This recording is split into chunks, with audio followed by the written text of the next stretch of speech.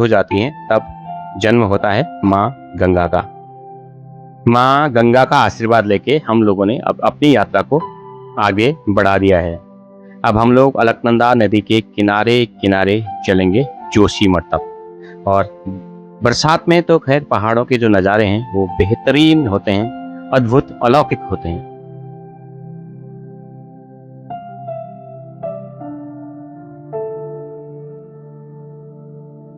सड़क मार्ग से लगभग 255 किलोमीटर की दूरी के पश्चात अब हम लोग पहुंच चुके हैं जीएमबीएन जोशीमठ में। GMVN Joshimath Narsingh tourist complex main market में ही है और एक अच्छा होटल है।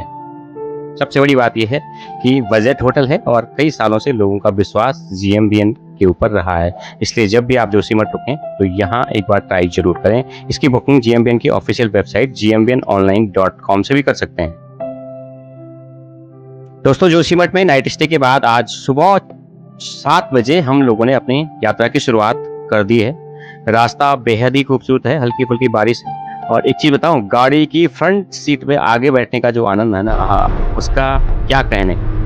ऐसा लगता है कि पूरा जो घाटी का व्यू है वो बिल्कुल हमारे सामने कैनवास पे है। इसका भी अलग ही मजा है।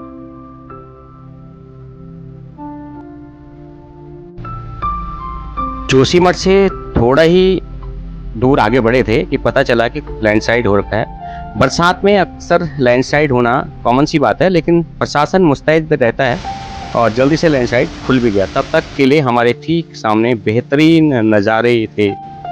एक बहुत ही शानदार जो झरना था, हमने 5-10 मिनट वहाँ पे वीडियोग्राफी फोटोग्राफी वगैरह की और चल दिए फिर माँ अलकनंदा नदी के किनारे किनारे फूलों की घाटी के लिए।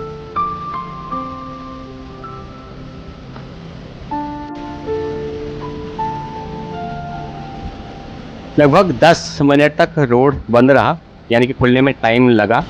और 10 मिनट के बाद अलकनंदा नदी के किनारे किनारे हम लोग पहुंच गए हैं गोविंद घाट। गोविंद घाट वही जगह है जहां से फूलों की घाटी और हेमकुंड जाने का मार्ग पड़ता है, यानी बेस पॉइंट है। यहाँ से आप अपनी गाड़ी आपको यहीं पार्क करनी पड़ेगी, क्योंकि यहाँ से आगे पर्सनल गाड़ियाँ नहीं जाती हैं। यहाँ से आगे महिंद्रा की जो मैक्स गाड़ियाँ हैं उसके द्वारा आपको पुलना गांव तक जाना पड़ेगा, जिसका किराया लगभग 50 रुपये होता है। अब मैं खड़ा हूँ, ये है आखिरी गांव पुलना गांव है। तो गोविंद घाट से यहाँ तक टैक्सी से आप लोग आ सकते हैं। शेयर बेसिस पे टैक्सियाँ चलती रहती हैं, जिसका किराया लगभग 50 रुपये है। और यहाँ से स्टार्ट होती है पैदल यात्रा, जो घांगरिया तक रह जाती है 10 किलोमीटर की। और घांगरिया से फिर 5 किलोमीटर वैली है और 6 किलोमीटर पे हेमकुंड साहिब है।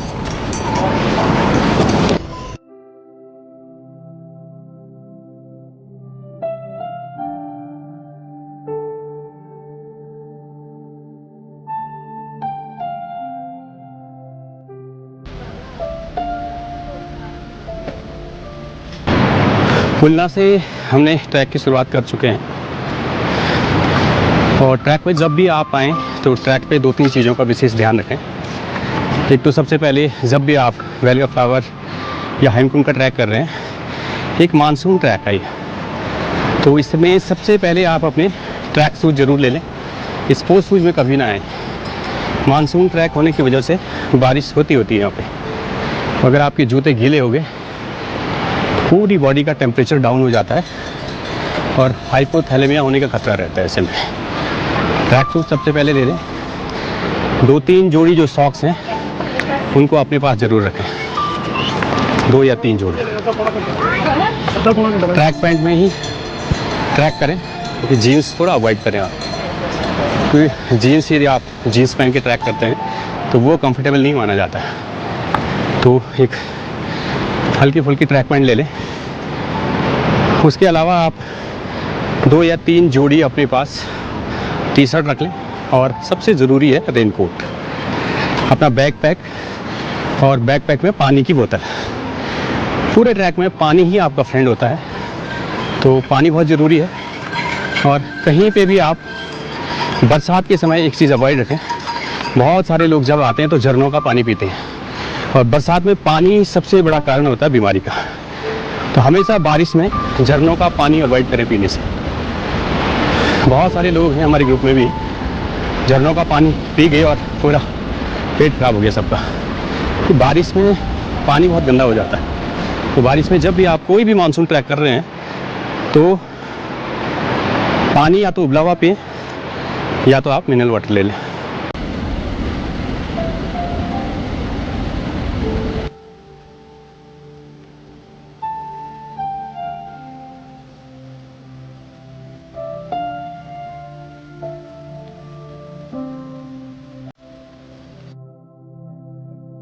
पुलना से कुछ आगे ही बढ़े थे कि एकदम से खतरनाक वाली बारिश शुरू हो गई। मौसम विभाग ने 2 दिन की फोरकास्ट है, बिल्कुल रेड अलर्ट घोषित हो रखा है।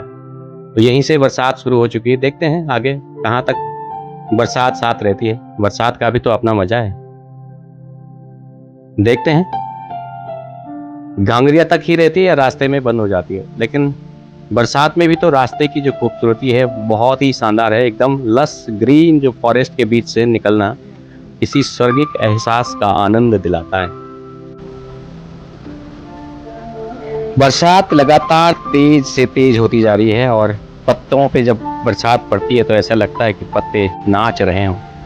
लेकिन नदी का जो जल प्रवाह है उसे देख के तो अब डर लगने लग गया है, कहीं ऐसा ना हो कि रास्ते का पुल ही उजड़ जाए।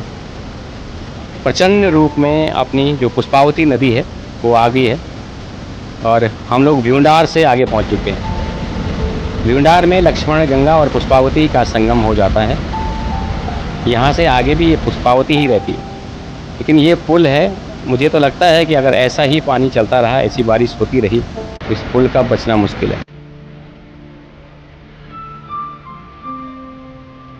पैदल मार्ग पर यदि कुछ साथी मिल जाएं तो हौसला और बढ़ जाता है। और ये देखिए स्वान भी यात्रा पे चल पड़ा है, लेकिन रेनकोट थोड़ा छोटा हो गया इसका, इसीलिए बेचारा किनारे खड़ा है।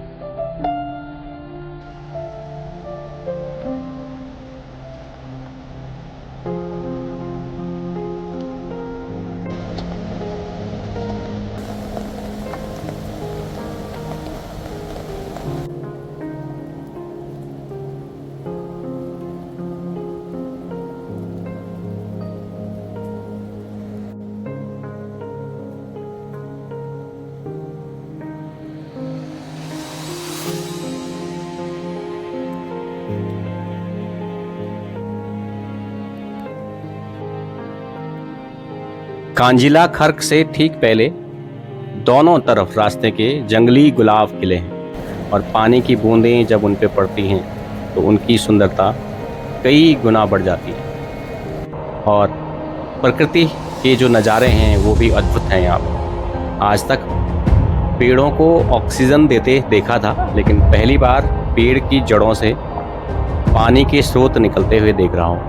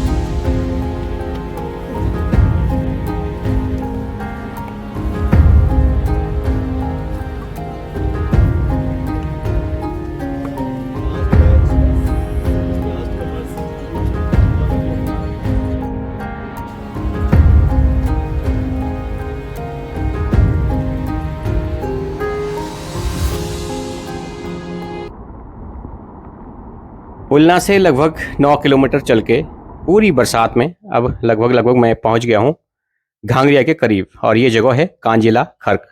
यहाँ पे हेलीपैड भी है, यानी कि आप अगर गोविंद घाट से हेली के द्वारा आना चाहते हैं तो आप कांजिला तक हेलीकॉप्टर से भी आ सकते हैं। और यहाँ पे बहुत सारी टेंट कॉलोनियाँ हैं। यदि आप यहाँ रुकना चाहते हैं तो कुछ लोगों को तो टेंट में रुकने का मज़ा ही अलग आता है, वो लोग यहाँ रुक सकते हैं। बाकी लोग अगर चाहते हैं कि घांगरिया में रुकें तो आप यहाँ से लगभग आधा किलोमीटर डिस्टेंस पे घांगरिया रह जाता है।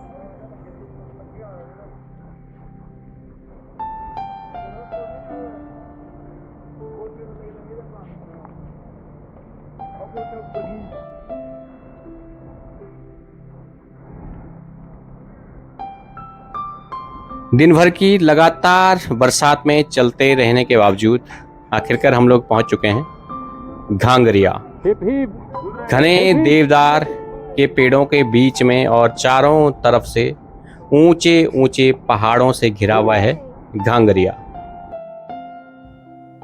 घांगरिया में वैसे रुकने के लिए बहुत सारे होटल हैं और गुरुद्वारा भी है, लेकिन अगर आप रुकना चाहते हैं तो GMBN सबसे सेफ और सबसे बढ़िया जगह मानी जाती है। इसकी बुकिंग आप ऑनलाइन भी कर सकते हैं। तो दोस्तों, आज के वीडियो में बस इतना ही।